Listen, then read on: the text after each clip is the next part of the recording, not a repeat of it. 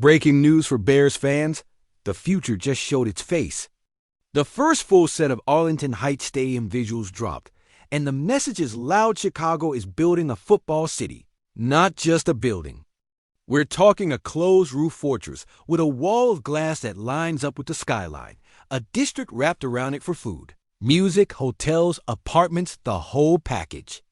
This isn't a replace Soldier Field and figure it out later thing. This is a plan to make Sundays feel like a festival and January football feel like home field advantage. If you want the details before everybody else and you love seeing the vision with clear eyes, tap subscribe, drop a like, and keep your alerts on Bears News Fan Report is going to walk you through what's real, what's smart, and what this means for wins. Picture the bow, roof shut, snow swirling above like a screensaver you can actually feel, sound bouncing back to the field instead of escaping into the lake wind.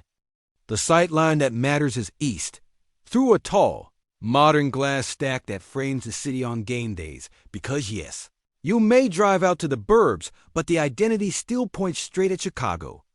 Inside, the concourses are wide, the mid-level is ringed with suites, and the sidelines look roomier, more cameras, more movement, more show.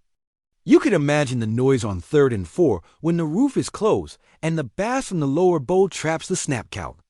This building is meant to make defense feel bigger and offense feel faster. Step outside and it's a campus. Over 300 acres means there's space to breathe, green zones for concerts in September, winter events under lights, practice fields for youth weekends, walking bridges that turn a pregame into a family loop of food trucks, merch, and live music. Think Football Village, but built with Chicago taste brick, glass, clean lines, and bars that look like they've been there for years on day one. You'll have apartments and offices close enough that the area stays alive on Tuesdays, not just Sundays. That matters because it makes the whole project feel like a neighborhood, not an island. Getting there? The plan leans on the Metro line like an old friend.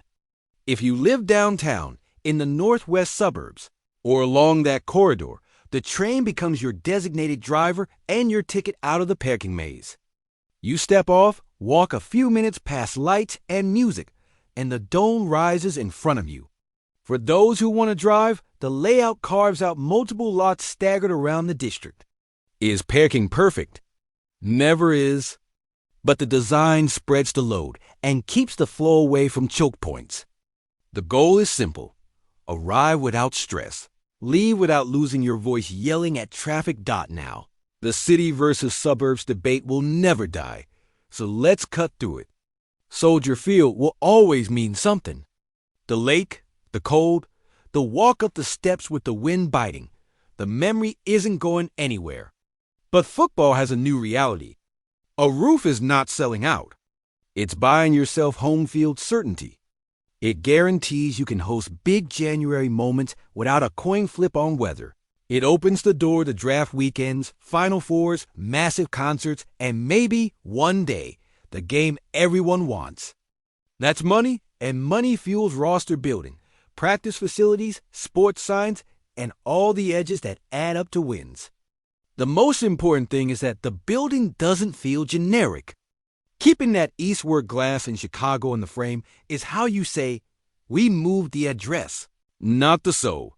There's also a business headline floating parallel to the renderings. A minority share shuffle among the existing owners that signals stability and appetite for growth. What does that mean for you and me? It means capital and governance align with the stadium timeline. It means Kevin Warren and the football minds have political air cover to chase a once-in-a-generation build. When leadership is rowing the same direction, things happen faster. Permits, partnerships, naming rights, community agreements, transit upgrades. That's the boring paperwork that actually wins you 5 extra home points every Sunday for the next 30 years. Let's talk what it feels like on game day with this setup. You get off the train or pull into a lot. You hear a band across the plaza, smell wings, hear a DJ rolling a 90s set. Kids toss a football on the green with the dome in the background for the family photo. You're inside early because the concourse is worth walking. Large LED boards showing divisional scores. Local vendors, old Bears legends honored with more than a plaque. You get to your seat, and the roof folds the noise back on the field. Third quarter, defense up by 3, and the place sounds like steel doors clanging. That's how you flip hidden yardage. That's how you make a young quarterback feel like he's playing inside a speaker. And when the weather gets ugly in December, you're not hoping a gust doesn't carry a kick. You're calling plays like it's September because the conditions are controlled. That's a competitive edge. Community matters too. A district means year-round reasons to show up. You host high school championships under lights, charity 5 kiloseconds that finish beneath the glass wall, draft parties where the pick gets announced on the plaza stage, team museum tours on rainy Saturdays. You tell the story of the monsters of the Midway, the 85 tape, Peanut Punch highlights looping. Devin Hester returns on the biggest screens you've ever seen. You cement the past so that the new core understands what they're walking into. Will there be friction? Of course, some will say the seat map trims capacity to fit the glass and open zones. Some will worry about prices. Some will argue there's a way back to the lakefront. Those are honest conversations. My take, if the plan nails transit, if it keeps views of the skyline, if it opens the gates to fans of all budgets with real standing room zones and not just VIP lounges, it wins the room. Give supporters a place to be together before and after the whistle, and keep Chicago in the picture, literally. That's how you earn the move. And if this district truly lives 7 days a week, small businesses on lease terms they can survive, local bands on the calendar, youth games on the fields, you build something that belongs to the city, even if it sits outside its limits. 2 football angles to end on. First, the roster and recruiting side.